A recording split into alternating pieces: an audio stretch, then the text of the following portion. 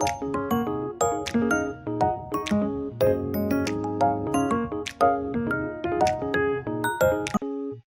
नाव भाग्यश्री सुनील आंबोरे. मी वर्ग 10 ची विद्यार्थिनी.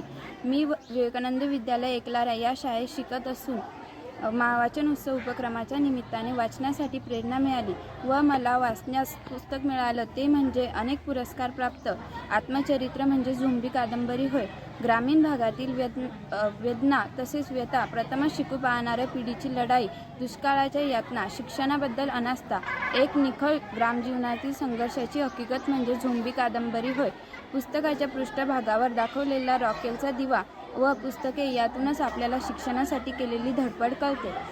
आनंद यादव यांनी ग्रामीण भाषेत केलेले लेखन म्हणजे प्रत्येक प्रसंग आपल्या डोळ्यासमोर जिवंत उभा राहतो.